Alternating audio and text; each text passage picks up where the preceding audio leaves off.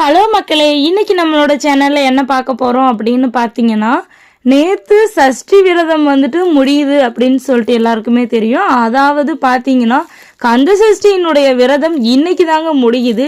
7 நாட்கள் கந்த சஷ்டியினுடைய விரதத்தை நம்ம கடைபிடிக்கணுங்க. இன்னைக்கான நாள்ல முருகப்பெருமானுக்கும் அவங்களுடைய மனைவி தெய்வானை அம்மாவுக்கும் இன்னைக்கு திருமணம் நடைபெறுங்க. அதாவது திருக்கல்யாணம் நடைபெறுங்க. அந்த திருக்கல்யாணத்தை அன்னைக்கு தான் நம்ம விரதத்தை முடிக்கணும் அப்படின்னு சில வரைமுறைகள் எல்லாம் இருக்குங்க. நம்ம எப்போ விரதத்தை முடிக்கணும், இன்னைக்கான நாளில் சுவாமிக்கு என்ன படைக்கணும், இன்னைக்கான நாளில் எந்த கோவிலுக்கு போகலாம், இன்னைக்கு நாளில் என்ன நம்ம சாப்பிடக்கூடாது அப்படிங்கிறது எல்லாமே இந்த ஒரு வீடியோவில் தெரிஞ்சுக்கலாம். வீடியோக்குள்ளே போகிறதுக்கு முன்னாடி மறக்காமல் என்னோட சேனலை சப்ஸ்கிரைப் பண்ணி வச்சுக்கோங்க. அப்போ தான் இது போல் ஆன்மீக தகவல் எல்லாம் நீங்கள் தெரிஞ்சுக்க முடியும். மேலும் வீடியோவை ஸ்கிப் பண்ணாம பாத்தீங்கன்னா தான் உங்களுக்கு ஒவ்வொன்றா டீட்டெயில்டா ஃபுல்லா தெரியுங்க. கந்த சஷ்டி விரதத்தினுடைய 7ஆம் நாள் இன்னைக்கு. நேத்து சூரசம்ஹாரம் நடந்துச்சுங்க. சூரசம்ஹாரத்துக்கு அடுத்து வர்ற அந்த ஒரு நாள், அதாவது இன்னைக்கு தேதி எத்தனை, 28. இன்னைக்கான நாள்ல முருகப்பெருமான் தெய்வானைய திருமணம் பண்ற நிகழ்வு எல்லா கோவில்கள்லயுமே நடைபெறுங்க. ஒரு கோவில்கள் தான், குறிப்பிட்ட கோவில்கள் தான் அப்படின்னு இல்ல. முருகப்பெருமானுக்கும் தெய்வானைக்கும் திருமணம் நடந்தது திருப்பரங்குன்றத்துல தான், முதல் படை வீடான திருப்பரங்குன்றத்துல தான். ஆனா இந்த ஒரு வைபோகத்தை எல்லா முருகன் கோவில்லையுமே கொண்டாடுவாங்கங்க. நேத்து தான் சூரசம்ஹாரம் நடந்துச்சு. அதாவது முருகப்பெருமான் சூரபத்மனை அழிச்ச நிகழ்வு நடந்துச்சு. எதனால அடுத்த நாளே தெய்வானை முருகப்பெருமான் திருமணம் செஞ்சுக்கிறாரு அப்படின்னு பாத்தீங்க அப்படின்னா, இந்திரனுடைய மகள் தான் தெய்வானை. முருகப்பெருமான் சூரபத்மனை வதம் செஞ்சுட்டாரு அப்படிங்கிற ஒரு தகவல் கிடைச்ச உடனே இந்திரன் தன்னுடைய மகளான தெய்வானைய முருகப்பெருமானுக்கு திருமணம் செய்து கொடுக்கலாம் அப்படின்னு சொல்லிட்டு முடிவெடுக்கிறாருங்க. அதனாலதான் இந்திரனுடைய மகள் தெய்வானைய முருகப்பெருமான் எல்லாருமே சூழ திருமணம் செஞ்சுக்கிறாங்க. இப்போ எதனால முருகப்பெருமானுக்கும் தெய்வானைக்கும் அடுத்த நாளே திருமணம் நடைபெறுது அப்படிங்கிறத பார்த்துட்டோம். இப்போ 6 நாட்கள் விரதம் இருந்திருப்பாங்க பாத்தீங்களா. 7ஆவது நாள் இன்னைக்கும் விரதம் இருக்கணும் அப்படின்னு சொன்னோம்ல. என்னெல்லாம் இன்னைக்கு சாப்பிடலாம் அப்படிங்கிறத பத்தி பார்க்கலாம். எல்லாருமே நேற்றே விரதம் முடிஞ்சிருச்சு அப்படின்னு சொல்லிட்டு நான்வெஜ் எடுத்தோ இல்லைன்னா ரொம்ப கடுமையான உணவுகளை சாப்பிட்டு இருப்பாங்க. அது எல்லாமே தவறுங்க. நம்மளுடைய விரதம் இன்னைக்கு தான் முடியுதே தவிர்த்து நேற்று முடியலைங்க. இன்னைக்கு முடியுதுன்னா இன்னைக்கான நாள்லயே நீங்க நான்வெஜ் சாப்பிடக்கூடாது. இன்னைக்கு முருகப்பெருமானுக்கும் தெய்வானை அம்மாவுக்கும் கல்யாணம் நடக்குது பாத்தீங்களா. அதனால இன்னைக்கும் நம்ம விரதத்தை கடைபிடிக்கணும்.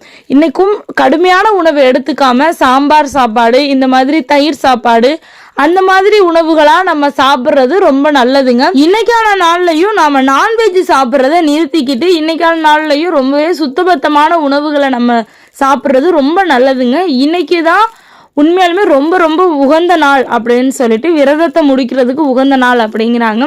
இந்த 6 நாட்கள் சில பேர் மாலை போட்டு விரதம் இருந்திருப்பாங்க. முருகப்பெருமானுடைய மாலைகளை அணிந்து விரதம் இருந்திருப்பாங்க. அப்படி இருக்கிறவங்க மாலைகளை இன்னைக்கு நீங்க கலட்டலாம். சுவாமிக்கு திருமணம் நடந்ததுக்கு அப்புறம் நீங்க கலட்டுறது இன்னும் நல்லது. அந்த திருமணம் நடந்ததுக்கு அப்புறம் நீங்க கலட்டுறீங்க அப்படின்னா ஒரு டம்ளர் பால்ல மாலையை போட்டுட்டு அதுக்கப்புறம் எடுத்து நீங்க வைங்க, சுத்தமா இருக்கும். நம்ம என்னெல்லாம் சாப்பிடக்கூடாது அப்படின்னு சொல்லிட்டு பார்த்துட்டோம். இதே இன்னைக்கான நாள்ல முருகப்பெருமானுக்கும் நம்ம தெய்வானை அம்மாவுக்கும் கல்யாணம் நடக்குது.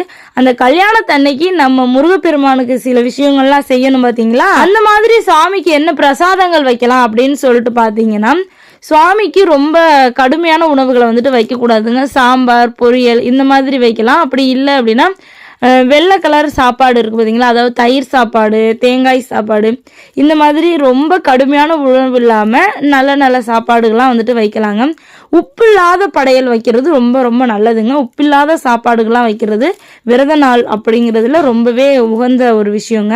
எக்ஸாம்பிளுக்கு சொல்லணும்னா அவல் இருக்கு பார்த்தீங்களா, அவலில் பனங்கற்கண்டு அதெல்லாமே சேர்த்து நம்ம அவல் பொங்கல் அப்படின்னு சொல்லிட்டு செஞ்சு வைக்கலாம். பனங்கருப்பட்டி பாயாசம், சர்க்கரை பொங்கல் இந்த மாதிரி வைக்கலாங்க.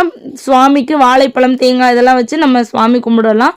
அதாவது திருமண நாள் தானே, அதனால இனிப்பு வகையில் அதிகமாக வைக்கலாங்க. லட்டு, மைசூர் பாக்கு, இந்த மாதிரி இனிப்பு வகையில் அதிகமாக வைக்கலாம். பழங்கள்னு எடுத்துக்கிட்டேன்னா 5 வகையான பழங்கள் வைங்க சுவாமிக்கு முன்னாடி. எக்ஸாம்பிளுக்கு சொல்லணும்னா வாழைப்பழம், மாதுளம்பழம், ஆப்பிள், இந்த மாதிரி பழங்கள் ஒரு 5 வகையான பழங்கள் வந்துட்டு வைங்க. இனிப்பா நம்ம வீட்டில் ஏதாச்சும் நல்லது செய்யறது உண்மையாலுமே ரொம்ப ரொம்ப நல்லதுங்க. இனிப்பா என்ன செய்யலாம் அப்படின்னு பார்த்தீங்கன்னா, நம்ம வீட்டில் ஏதாவது இனிப்பா பாயாசமோ இல்லைன்னா முருகப்பெருமானுக்கு பிடிச்சது மாதிரி அது மாதிரி எது வேணாலும் நம்ம செய்யலாங்க. உங்களால முடிஞ்சிச்சு அப்படின்னா பக்கத்துல இருக்க முருகன் கோயிலுக்கு போயிட்டு வாங்க, ரொம்பவே நல்லதுங்க. திருமண தடை இருக்கிறவங்க, கல்யாண வரன் கிடைக்காம இருக்கிறவங்க எல்லாரும் இந்த திருக்கல்யாணத்தை போய் பார்த்தீங்கன்னா உங்களுக்கு வந்துட்டு சீக்கிரமே கல்யாண தடைகள் எல்லாம் நீங்கி வரன் வந்துட்டு கிடைக்க வாய்ப்பு இருக்குங்க. முருகனுடைய அருளால எல்லாமே நல்லதே நடக்கும். இது போல ஒரு நெக்ஸ்ட் வீடியோல பார்க்கலாம். பாய் பாய்.